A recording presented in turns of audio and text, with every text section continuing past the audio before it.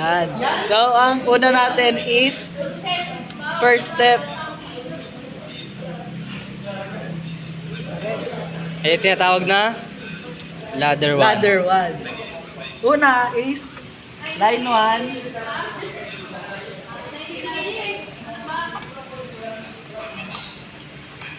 To normally close terminal 1.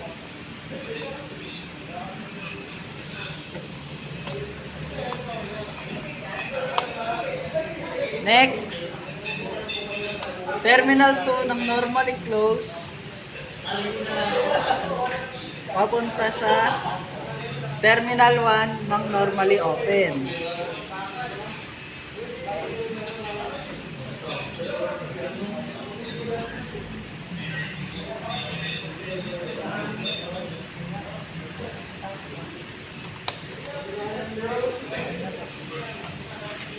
Next, terminal 2 ng normally open papunta sa magnetic contactor A, coil A. Baliw dito sa kabila. Ito pala. Mali ng magnetic contactor na ilalagay.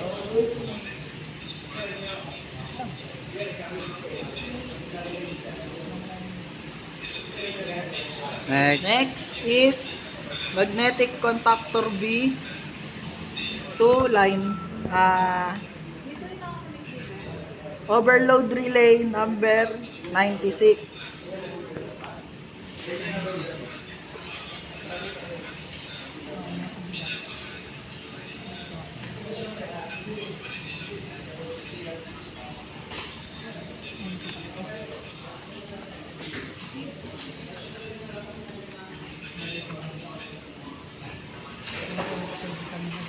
Last,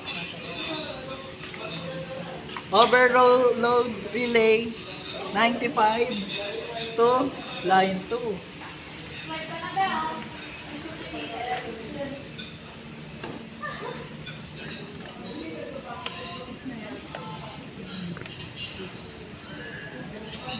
To line 2.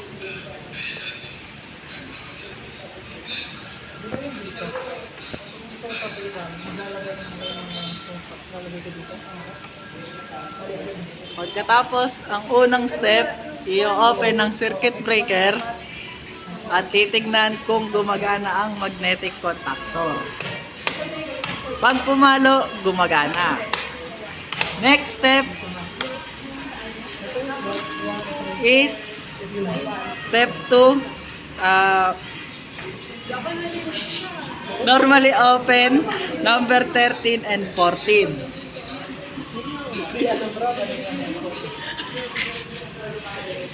Normally open terminal 1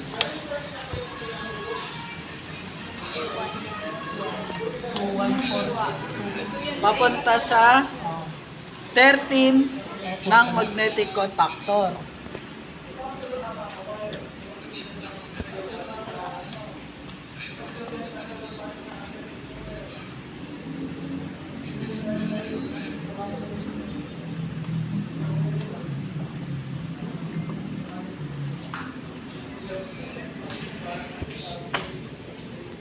Next is terminal 2 na normally open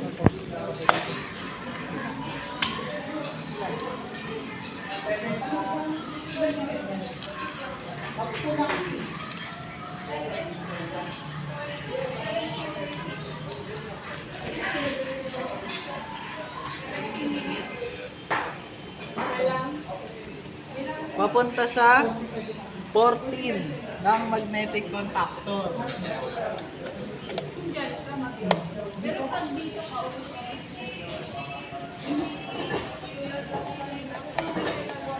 Pagkatapos ay i-check ulit. Pag nag-click na, tama na yun.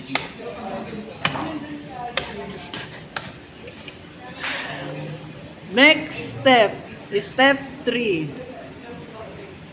Pilot light green or run na nakakonekta sa magnetic contactor coil A and B. Good morning mga idol. Magnetic contactor. May ads dapat na yan.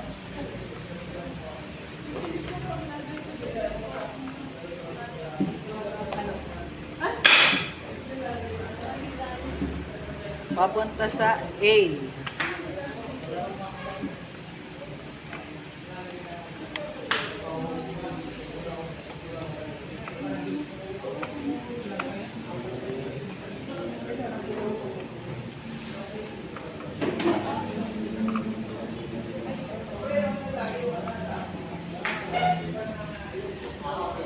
Next, terminal 2 ng run.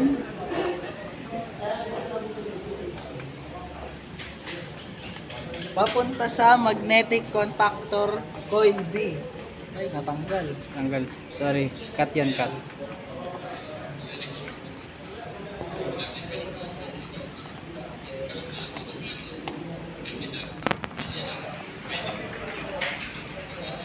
Coil B.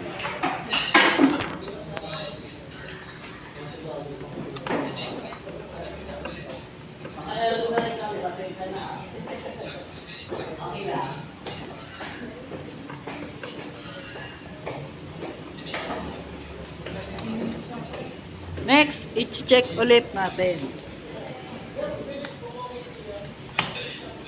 Pag umilaw, tama. Pag hindi, Pag hindi, mali. Pwede ba akong mag-ganto dyan? anong ladder ka na? Next step. Step 4. Line 1 connected sa normally closed 11 ng contactor. 12 papunta sa terminal 1 ng idle or pilot light. Then terminal 2 na nakakonekta sa normally closed ng overload relay na number 96. Yun.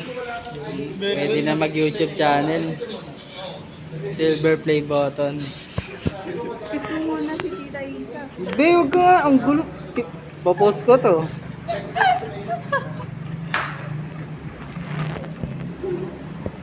Papunta sa 11. 11.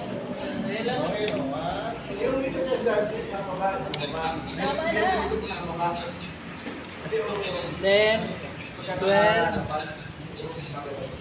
papunta sa pilot light na idle.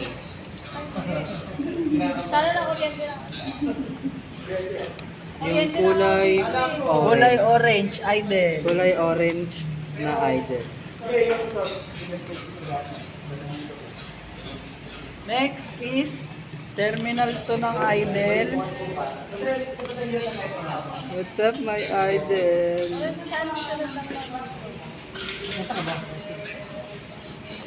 Papunta sa overload relay na number 96. Line 1. Sir, line ko papunta sa number. Ha? Panel? Solar panel? Depende sa watts. 120? Ayun natin binili natin. Ano? 2, hindi, nasa 2.5 na.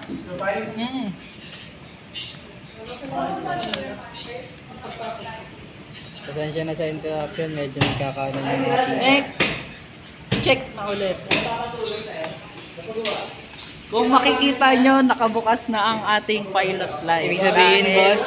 Running ng connection. Yun. Then, open. Mawawala ang pilot light. Then, open ulit pag nag-close. Next, last step sa ating circuit is line 1 papunta sa fault light or indicator light, terminal 1. Next is terminal 2 papunta sa 98 na normally open na overload relay. Then 95 na nakakonekta na sa line 2. ingay! Wala rin gagawin YouTube channel natin, nababan na. Ang sabi lang sa akin, bawal magmura sa YouTube ko. Pero hindi mo tinignan ko dito. Copyright tayo nito. O mali ako dito, tama. Mali pa rin pre, kasi hindi mo nakita. Tama ako pa. Uy, i-restrict ako ni YouTube. Gagi, marirestrict to par. Paano tayo niyan? Paano kayo makakita sa YouTube ko ng ano? Peter's Motor Control. Tutorial. Terminal 2. Electrical, kung may engineering mindset, ito electrical mindset. Electricalmindset.com. Papunta sa 98 ng overload relay. 98.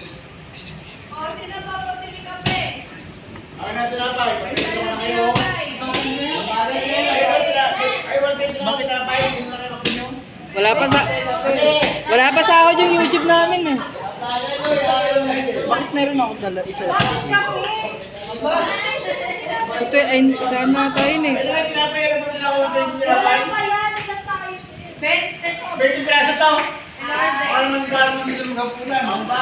Pumunta sa normally open eh. Ambag ka. Tanga, may nagkape na ako. Ala na, mali. Try.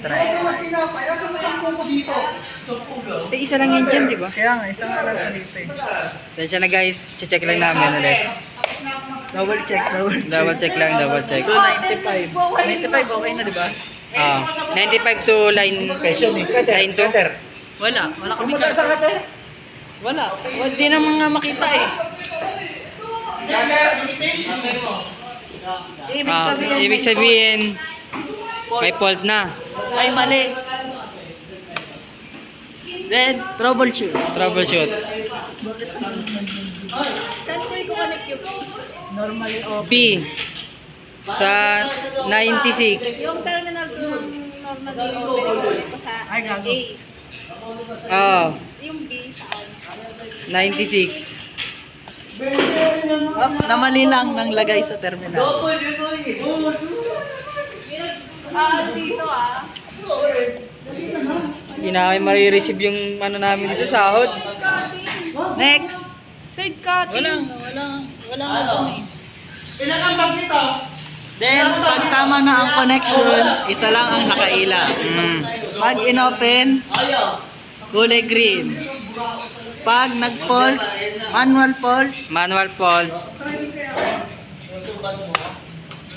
then magpupula. Then reset ulit. Nag-pilot light na idle na ulit. Next is the power circuit.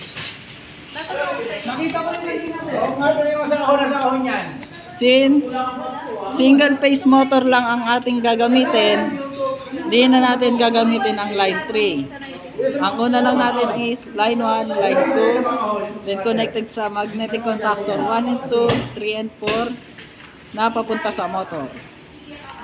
Anong sunod dito, di ba? Yung D sa line 6.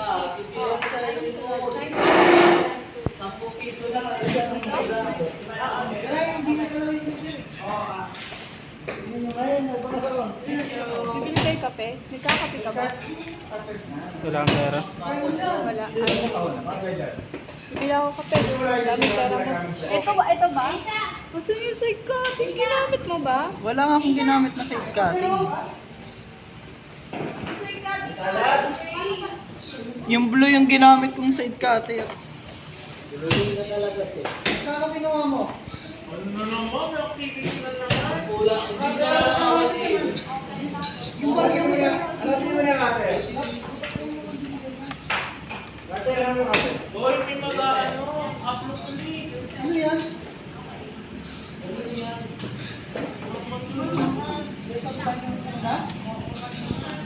Hindi ka bibili kape? Wala na. Miguel. Iyong sa D. Ayaw. Ano siya i-connect? Ipatod to pa. Single na rin natin to. Ano kape niya? Ano kape mo? Ha? Ang connection ng overload relay ay nandito sa pinakailalim ng 2, 4, 6. 2 sa terminal ng motor. Eh, may kukonek pa.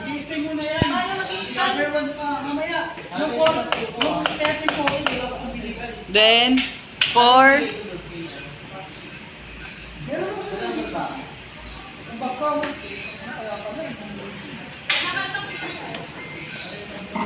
sa pangalawang terminal ng motor. At kumpleto na ang ating power circuit. Itetest na natin. Idle light, check. Run light, check. Motor, check. Gumagana. Off. Namatay motor. Balik sa idle. Pag nag-fall,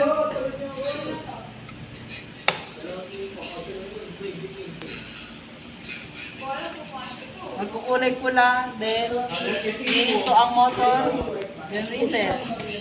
Then, kompleto na ang ating single phase motor control. Kung nagustuhan nyo ang aming video, please like and subscribe.